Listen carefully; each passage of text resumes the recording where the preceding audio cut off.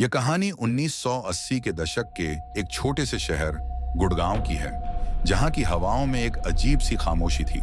शहर के किनारे एक पुरानी हवेली थी, जिसे शहर के लोग खूनी हवेली के नाम से जानते थे। कहते थे कि वहां जाने वाला कोई भी इंसान कभी लौटकर नहीं आता। कहानी की शुरुआत होती है एक दुखद प्रेम कहानी से, जो सदियों पहले इसी हवेली में हुई थी।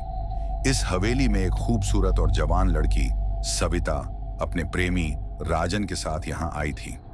सविता को राजन पर बहुत भरोसा था और उसे लगता था कि उनका प्यार अमर है, लेकिन राजन के दिल में कुछ और ही चल रहा था। हवेली के अंदर पहुंचते ही राजन ने सविता से विश्वासघात किया। उसने हवेली की अंधेरी कोठरी में सविता की निर्मम हत्या कर दी और उसे वहीं दफना दिया। सविता की आत्मा शांत नहीं हुई। उसके साथ जो धोखा हुआ था वह उसे स्वीकार नहीं कर पाई। आत्मा उस हवेली में कैद हो गई और उसकी पीड़ा और गुस्से ने उसे एक बदला लेने वाली रूह में बदल दिया। अब वह बूढ़ी औरत के रूप में हवेली में भटकती रहती है और उसका एक ही मकसद है, हर उस प्रेमी जोड़े को मार डालना जो उसकी तरह प्यार में विश्वास करता है। शहर में यह कहानी हर कोई जानता था, लेकिन आरव और प्रिया, जो गुड़गांव के प्रेमी थे, इन बातों को अफवाह मानते थे। एक दिन रोमांच की तलाश में आरव ने प्रिया से कहा, चलो आज उस पुरानी हवेली में चलते हैं। लोग यूं ही डरते हैं, लेकिन हम कुछ नया करेंगे।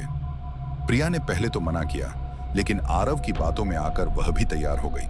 आधी रात को दोनों छिपकर हवेली की ओर चल दिए। हवेली के पास पहुंचते ही ठंडी हवा का झोंका आया और चारों ओर अजीब सी खामोशी छा गई। हवेली की टूटी खिड़कियां और काई से ढकी दीवारें और भी डरावनी लगने लगीं, लेकिन आरव ने हिम्मत दिखाई और प्रिया का हाथ थामे अंदर दाखिल हुआ। अंदर घुसते ही उन्हें ऐसा महसूस हुआ कि हवेली के अंदर का तापमान बेहद ठंडा था। चारों ओर सन्नाटा था, सिर्फ उनकी धीमी सांसें और कदमों की आहट गूंज रही थी। अचानक प्रिया को ऐसा लगा जैसे कोई उनके पीछे चल रहा हो। उसने आरव का हाथ कसकर पकड़ लिया। मुझे ये जगह ठीक नहीं लग रही, हमें वापस चलना चाहिए। आरव ने उसे ढांढस बंधाते हुए कहा, डरने की कोई बात नहीं है, ये सब सिर्फ हमारा वहम है।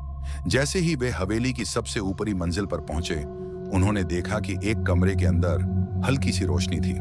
कमरे के भीतर दाखिल होते ही दरवाजा अपने आप तेज आवाज के साथ बंद हो गया। दोनों घबरा गए और दरवाजा खोलने की कोशिश करने लगे, लेकिन दरवाजा जैसे जड़ हो चुका था, खुलने का नाम ही नहीं ले रहा था। तभी कमरे के एक कोने से अचानक एक साया प्रकट हुआ। वह एक बूढ़ी औरत थी, जिसकी आंखें लाल और चेहरा भयानक था। उसकी आंखों में नफरत की आग जल रही थी और उसकी ठिठकी हुई चाल ने कमरे का माहौल और भी सर्द कर दिया। तुम यहां क्यों आए हो?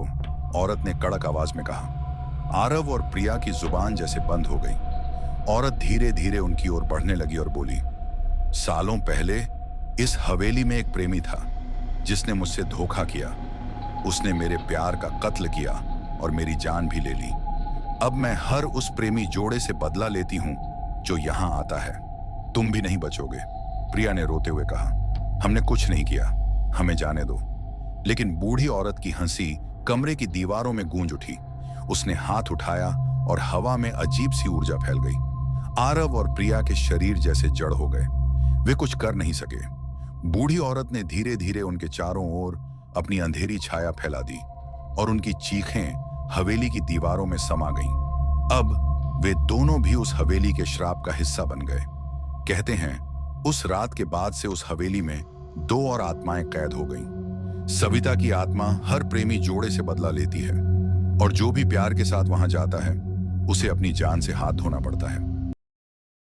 यदि आपको हमारी कहानी पसंद आई तो इसे लाइक करना ना भूलें और अपने दोस्तों के साथ शेयर करें, कमेंट करें और इसी प्रकार की नई नई कहानियां सुनने के लिए हमारे YouTube चैनल को सब्सक्राइब करें।